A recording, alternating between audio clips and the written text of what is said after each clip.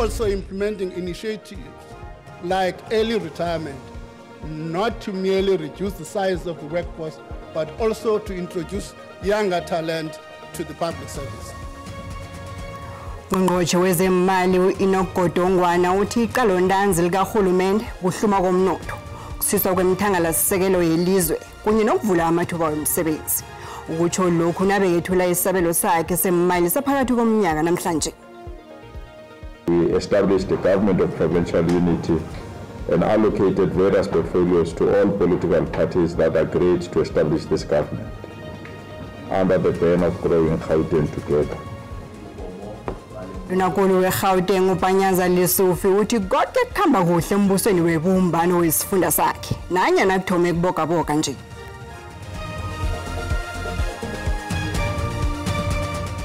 Kwaba kuhle uhlanganisa zindaba kodwa ku SABC 1 zesiNdebele lechani. Indaba nkulu phezu kwesabelo semali saphakathi komnyaka esethulwe namhlanje kube indaba yokukhulisa umnotho nokuphungula umtlhako, ukuhlayela kwamathuba omsebenzi nokungalingani. Kulindeleke ukuthi uhulumende aragele phambili nokuphumelelisa amahlelo okwakha ngobutsha, ukuvuselela amahlelo ombuso kunye nokusisa ngehlangothini lomthangalasisekelo ukwenzela ukukhula msinya komnotho. Izinto zibonakala zizokuba ngcono ukuchinga phambili, kanti nohulumende uthi ulindele ukuthi umnotho welizweli ukhule nge-1.8% eminyakeni emithathu ezako. Nanyana kunjalo isibalo esi sisesephasi ekutheni singajugulula imiraro khona ngehlangothini lomnotho. Uhulumende uthi indlela yokukhuphula umnotho welizwe ingahoneka nange kungaba netuthuko ngehlangothini legezi, ukusabalaliswa kwamanzi kunye nokusisa okuqinileko. Uthi uzokuthuthukisa amahlelo womthangalasisekelo wombuso azokudosa amakoro wangeqadi ukuthi akwazi ukusebenzisana nombuso. Ungqongqotjhe wezemali uInokgodongwana uthi ukuhlangulwa kwamabhizinisi wombuso kuthethe imali engange-520 billion rands eminyakeni emibili edlulileko. Uthi uhulumende angekhe asahona ukuhlangula amabhizinisi wombuso abogabogako, kanti batsho njenganje kuzokuqalwa khulu indaba yokusisa ukwenzela ukukhulisa umnotho.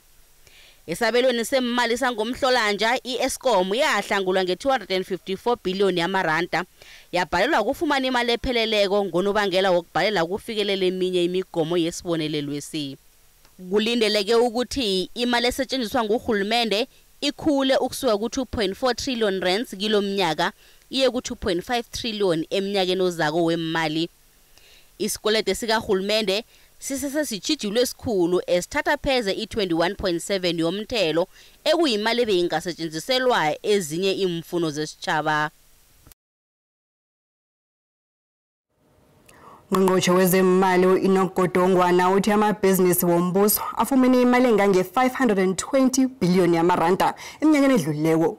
Nabekethula ikulumo yesabelo semali saphakathi komnyaka, uGodongwana uthi uhulumende angekhe asakhona ukuhlangula amabhizinisi la. Lomgaqo-nkqubo wohlahlo lwabiwo-mali umalunga nokuhlengahlengiswa kwezimali ukumelana nengxowa kazwelonke ephantsi koxinezelelo. Ngamawaka ngama-30 abasebenzi abaza kucuthwa ngokuzithandela ukubeka phansi phambi kwexesha, ukonga imali engangeebhiliyoni ezimbini zerandi ngonyaka. Oku kuza kudla urhulumente iibhiliyoni ezili-11 zerandi. We are also implementing initiatives like early retirement, not to merely reduce the size of the workforce, but also to introduce younger talent to the public service. Isibonelelo sikazwelonke sezempilo asabelwa ngamali kulomgaqo-nkqubo. Urhulumente usalinde imigaqo malunga nendlela oza kumiselwa ngayo. Ngelixa lisemfiliba ikamva lenkonzo yeposi yoMzantsi Afrika ayabelwa ngamali. So tough love. I think we are on that path of making sure that not every state-owned enterprise is going to say, no, we want money. Ngohlahlo lwabiwo-mali lukaFebruwari, uEskom wanikwa umtyhi ngenkxaso-mali engange-254 yeebhiliyoni zerandi. Khangakwazi ukuyifumana iphelele le mali emva kokufadala ukuphumeza eminye imiqathango ehamba nayo.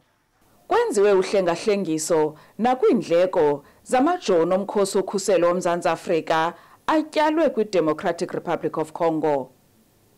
Dinglulama Matya weendaba ze-SABC eParlamente eKapa.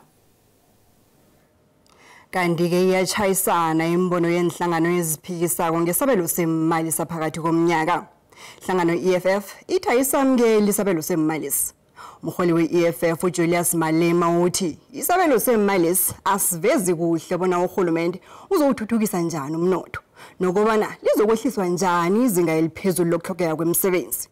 Uthi isabelo semali asikazi ukuchugulula impilo yamaSewula Afrika adosa emhlweni. Nanyana kunjalo ezinye inhlangano zepolitiki zisesenethemba. It's not going to grow. They keep on reducing their target to lower from 1.9 to 1.8, and the GDP says they've achieved 0.6. The MTBPS, presented under the guise of structural reforms and private sector participation, clearly signals an intent to defund, collapse and privatize our state-owned entities, in effect state-owned companies. Commend Minister Gondongwana for the right diagnosis, but now also giving us the right remedy for that diagnosis. And I think that I'm very excited about us taking these first tentative steps onto a new path of fiscal responsibility and hopefully growth and jobs for more South Africans as a result thereof. There is no money. There is a problem. Revenue is lower in real terms than it should be.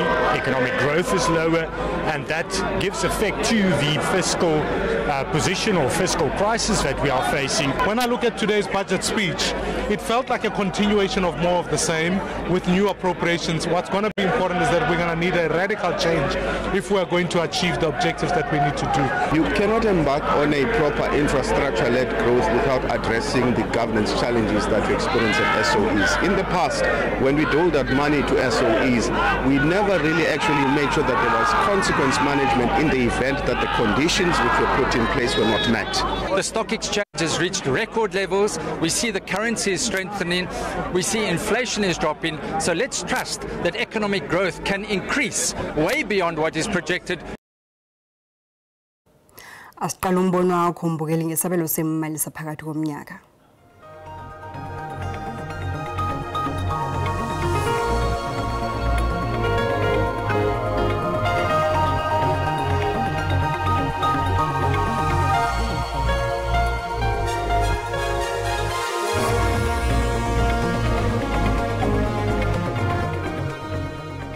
Ngathanda kakhulu ukuthi agxile usabelo zimali sokuvula amathuba omsebenzi.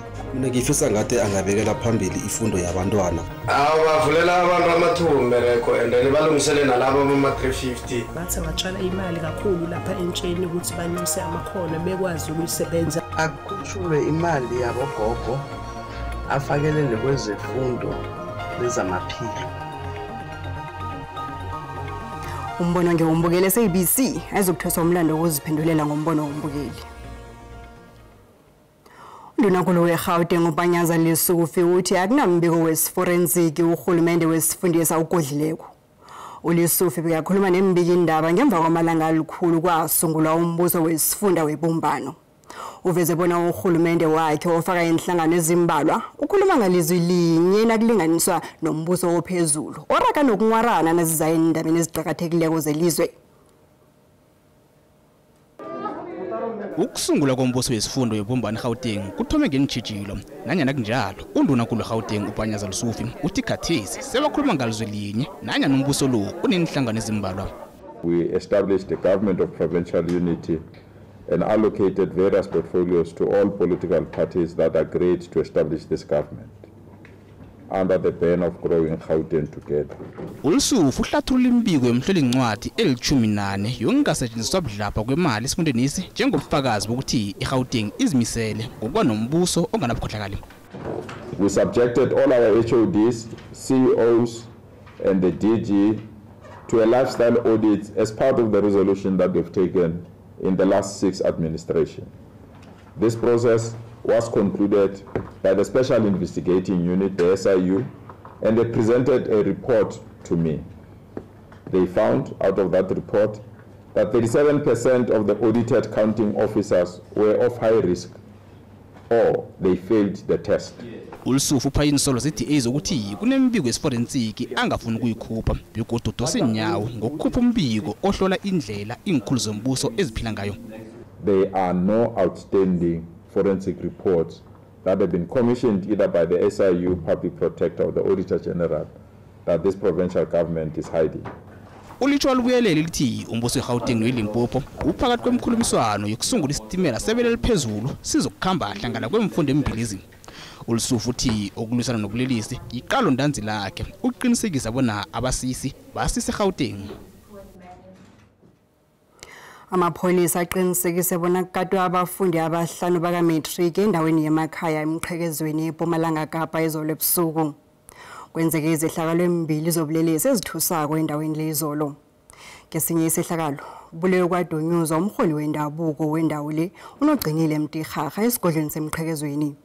Kanti sezifumana sesimoyeni nje ngezithi kunabasola abathathu abaduthwe amapholisa ayobachuka ngembuzo.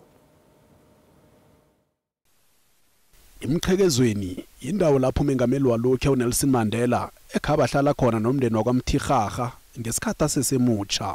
Amapholisa azomana nabasola ababili abahlotshaniswana nokukatwa kwabafundi abahlanu. Thiwa abachamadoda la angena emzini lo ngendlovu yangena omunye wabo ahlome ngesigidi. Bekunabafundi ababunana ababendazana ngendlini. Kodwa kabe ukuvela bona izehlakalo ezizombili ziyahlobana namkhanjani.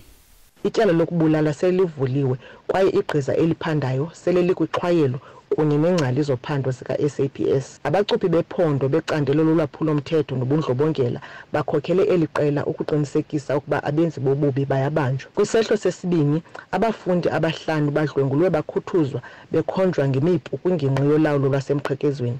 Inhloko yephondo yeunithi yophando lobundlobongela kusapho ukhuseleko lwabantwana nophando lwezolwaphulo mthetho ngokwesondo uFCS ihlanganise igqiza ukuba liphande kwaye libambe abenzi bobubi. Urhulumente uzihlabe kumbi izehlakalo zobulelesi ezinye. Nasibuya Ndolo. Last year alone, we know during the commemoration, it was clear that 39 were murdered on duty, and that does not cover even those who are off duty. Amapholisa angene indlela achagala athi kwanele kwanje ukubulawa kwamapholisa nakasemsebenzini.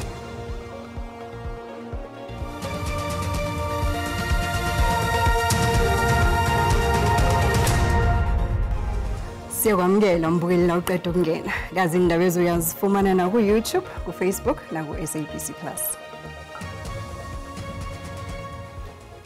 Kusaragela phambili ukubulawa kwamapholisa nakasemsebenzini. Ngokutsho kwe-Union yamapholisa i-South African Policing Union isapho, isibalo samapholisa abulawa nakasemsebenzini siphezulu okuthusako. Amapholisa angenile umchagalo wokulwisana nokubulawa kwemphathimandla zomthetho, ukuxhayela kwensisetshenziswa kunye nokuxhayela kwesekelo ngokomkhumbulo. Isapho ithi isibalo sokubulawa kwamapholisa siyathusa. Last year alone, we know during the commemoration, it was clear that 39 were murdered on duty, and that does not cover even those who are off duty. So those who are off duty, when they are isolated, they are not with their partners who work with them at work. The criminals, they tend to use those grudges that they have against the police because they don't want the police who are doing their job accordingly. Then they target them when they are off duty and then they happen to kill them. Isapho ithi themba nokuthi ukuthula kwesabelo semali saphakathi komnyaka kuyoqalelela kakhulu umkhakha wezokuphepha nokuvikeleka. Usomkhandlu wezokuphepha nokuvikeleka komphakathi eMpumalanga uthi uzokuqalisa zonke izintshijilo ezithulwe isapho. Sithethe le memorandum labakhala khona ngokubulawa kwamaphoyisa. Siyaxhumana nema stakeholders lasebenzisana nawo ukuthi siyibukete le memorandum. Basinikete emalanga langandluli ku7 days ukuthi siphendule. Nakusenjalo amapholisa womphakathi esifundeni abawohulumende ukuthi aqalane nezenzo zobukhohlakali ezenzeka emkhawuleni wesifunda seMpumalanga. Namhlanje mbukeli siqala iphepha lokthoma le-mathematics nelokthoma le-mathematical literacy. Omabili amaphepha la atlola ngelesihlanu ngo9 ekseni.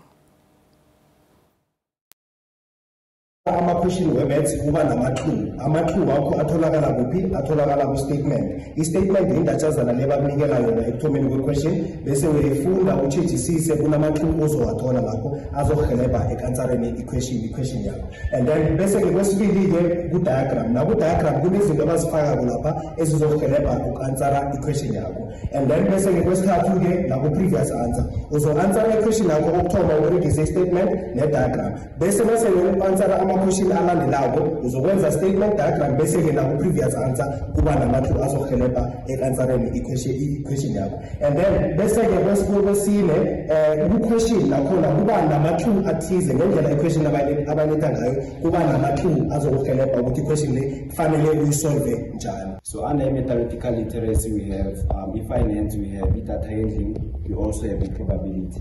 Basically under finance we also have taxation, we have pay slips, we have tariffs, income, and also expenditure and interest, and also bankings. Basically under data handling we have arrange data, calculate the interquartile range, and also classify data with the discrete number, continuous. Basically, we have to calculate also mean, median, mode, and also range.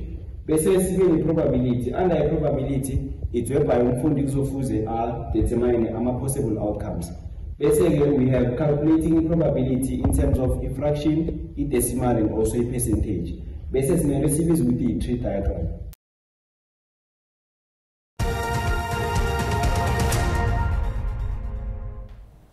Kanti ke zemali ranta liyaboka-boka nalilinganiswa nezinye imali ezikulu.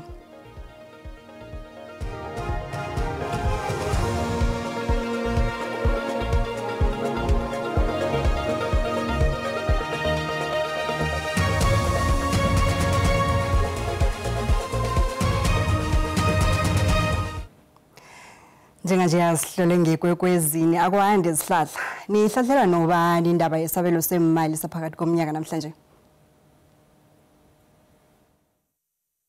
Siyathokoza namabona silotshisa nombukeli osekhaya. Inthekeli zethu sabe sikhulumisana nazo namhlanje nguDr. Makubane osisazi ngokubuthelelwa komthelo ngakelinye ngehlangothi sikhambisana nobungani Mahlangu osisazi somnotho. Vele ke sikhuluma ngendaba le yesabelo semali kulomo lebekade yethulwa ngongqongqotshe ukwakho ke ungqongqotshe wezemali uNokhodongwana eParliament namhlanje nomlaleli kuyolithola ke ithuba lokuthi angaba nombuzo la ufuna ukuthi athathuleke khona umbuzo wakhe wamukelekile ukuthi basithinta njani bayazazi indlela abazisebenzisako. Umlaleli ukwakho ke umbukeli angasiyaqale lapha phasi escreenini ula aza kubona khona. Sithokoza ithuba. Sithokoza isihlahla umbukeli ubujamo bezulu buyalandela ngemva kwentolo kanti kusasa indaba ezikhona ngelimi leSiswati thula kwande sithawa sekosini.